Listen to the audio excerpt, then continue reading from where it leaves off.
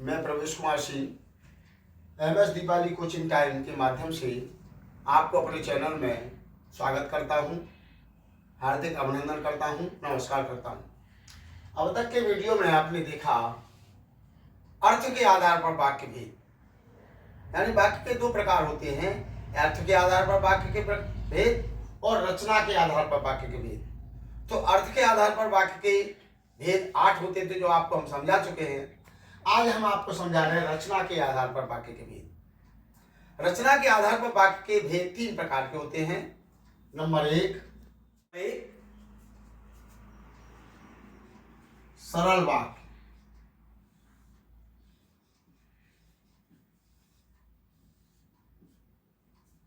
Number 2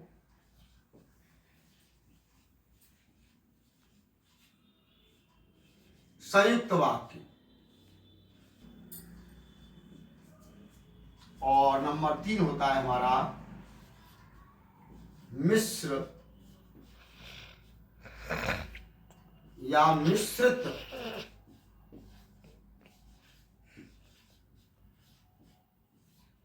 वाक्य। यहाँ 3 भेद होते हैं रचना के आधार पर, सरल वाक्य, नंबर 2 संयुक्त वाक्य और नंबर 3 मिश्र या मिश्रित वाक्य। अब इनके हम जान लें उदाहरण, कैसे हम पहचानते हैं सरल वाक्य को। तो जैसे आपने देखा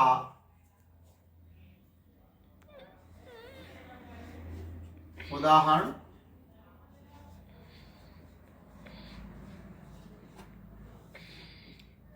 राम खाना खाता है।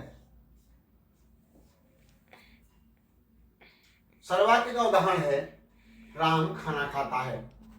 अब क्यों है ये सरल वाक्य, जान लें। सरल वाक्य में कर्ता, क्रिया, कर्म तीनों ही होते हैं। दूसरी बात ध्यान ये रखनी है कि सरल वाक्य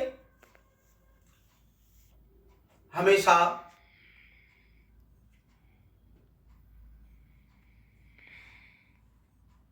सकर्मक होता है, यानी सरल वाक्य उसे कहते हैं जिसमें कर्ता, क्रिया, कर्म तीनों चीज होती हैं।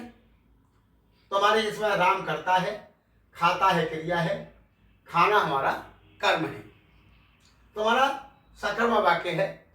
यानी एक और बात ध्यान रखनी है कि सरल वाक्य में उद्देश्य एक या अनेक हो सकते हैं। उद्देश्य यानी कर्ता, कर्ता एक भी हो सकता है, कर्ता अनेक भी हो सकते हैं, एक से ज्यादा भी हो सकते हैं, लेकिन उद्देश्य के अलावा विधेय हमारा एक ही होता है। विधेय यानी क्रिया, यानी ध्यान रखें कर्ता एक या अनेक हो सकता है, यानी उद्देश्य एक या अनेक उद्देश्य हो सकते हैं, लेकिन विधेय हमेशा एक ही होता है। इसमें तो कर्ता भी हमारा यानी उद्देश्य भी एक है, यानी राम, विधेय हमारा खाना खाता है, विधेय है, विधेय एक ही है, लेकिन उद्देश्य एक या अनेक भी हो सकते हैं। जैसे कि आपने देखा राम और श्याम खाना खाते हैं।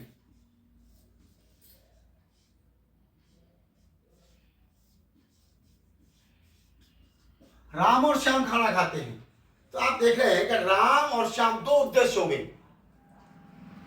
तो हमारा ये, लेकिन इनका विधेय है कि ये खाते हैं, खाना खाती है, दोनों एक ही काम कर रहे हैं। तो हमारा ये सरल वाक्य हुआ, यानी जिसमें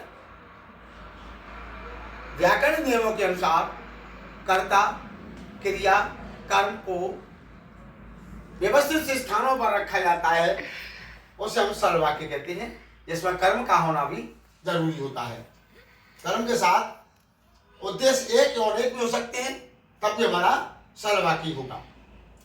संयुक्त वाक्य में 2 वाक्य होते हैं, दोनों वाक्यों को, अब आता है हमारा नंबर संयुक्त वाक्य पर। संयुक्त वाक्य में 2 वाक्य होते हैं, उन दोनों वाक्यों को समुच्चय बोधक अव्यय शब्द और इसलिए, ताकि, परंतु, ये दोनों वाक्यों को जोड़ते हैं, उसे हम संयुक्त वाक्य कहते हैं। एक बार फिर जान लें यानी संयुक्त वाक्य उस वाक्य को कहते हैं जिसमें उद्देश्य अलग अलग होते हैं और विधेय भी अलग अलग होते हैं, यानी दो ही कर्ता होते हैं, दो ही क्रिया होती है।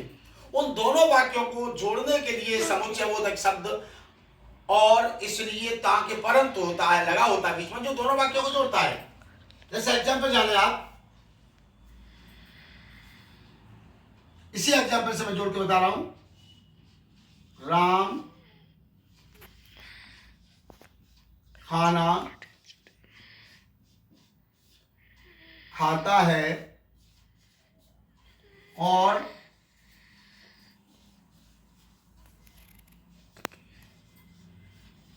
श्याम चाय पीता है। राम खाना खाता है और श्याम चाय पीता है। आपने देखा दो इसमें उद्देश्य है, राम और श्याम दो उद्देश्य है, लेकिन विधेय यानी क्रिया दोनों की, ये खाना खाता है राम, लेकिन श्याम चाय पीता है। बीच में समुच्चय बोधक शब्द और इन दोनों वाक्यों को जोड़ रहा है। तो आपने देखो दो ही करता है राम, दूसरा करता श्याम, दोनों की क्रिया अलग अलग है। यहाँ खाता है और यहाँ पर श्याम जो चाय पीता है। तो राम खाना खाता है, दूसरा वाक्य श्याम चाय पीता है।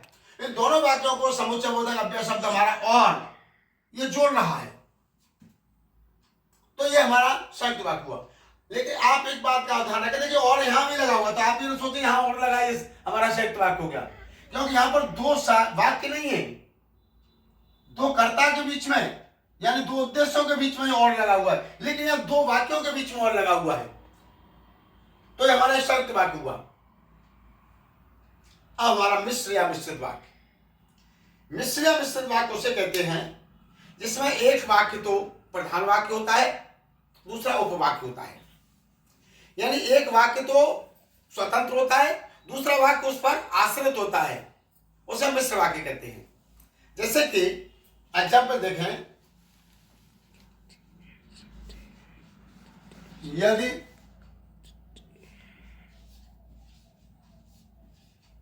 तुमने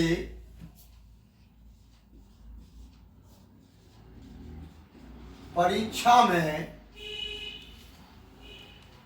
कठिन परिश्रम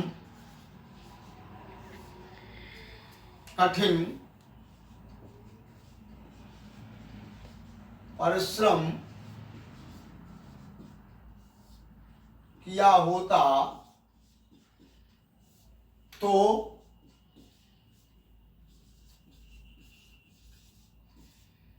अच्छे अंकों से पास हो जाते।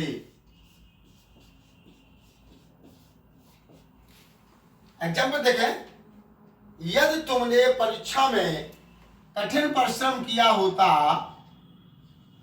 तो अच्छे अंकों से पास हो जाते। अब आपने देखा ये हमारा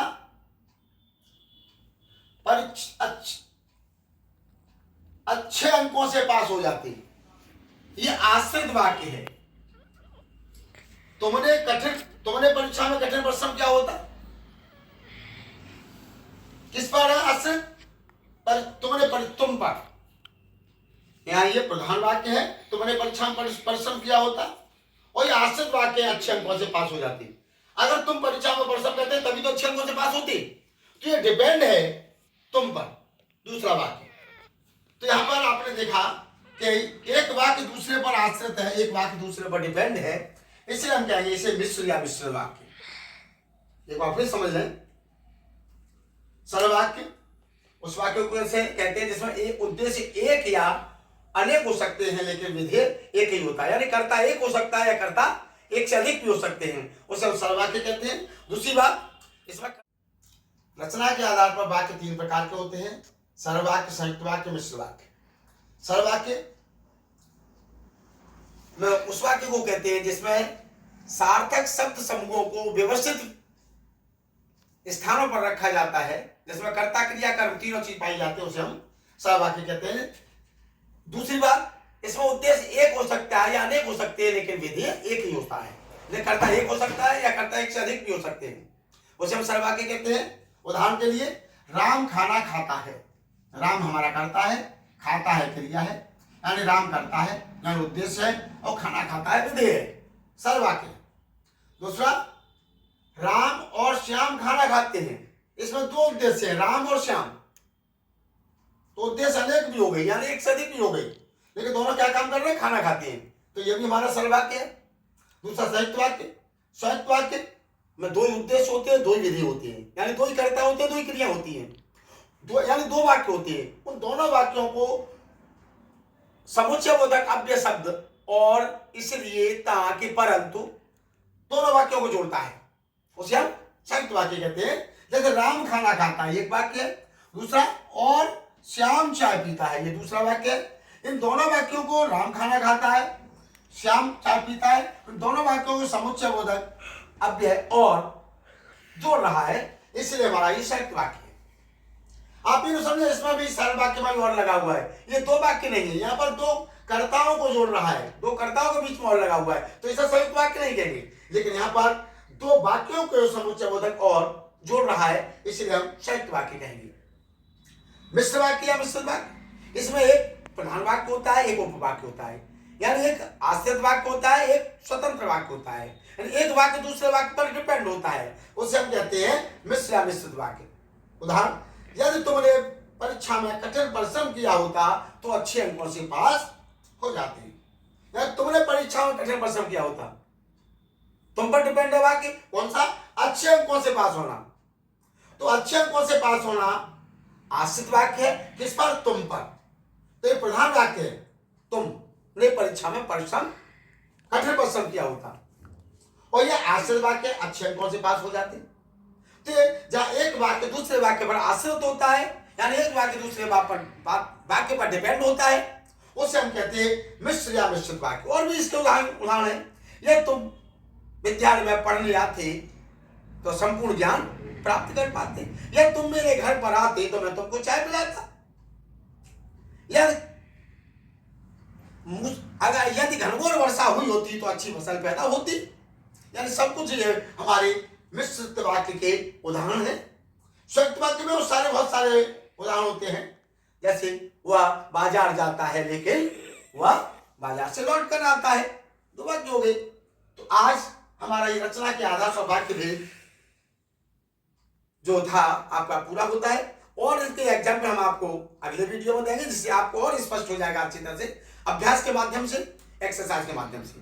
तो आज का हमारा वीडियो यहीं पर समाप्त होता है। आपके सुनने समझने के लिए बहुत बहुत धन्यवाद, और हमारे दीपाली कोचिंग टाइम चैनल को सब्सक्राइब करें, लाइक करें, कमेंट करें। धन्यवाद।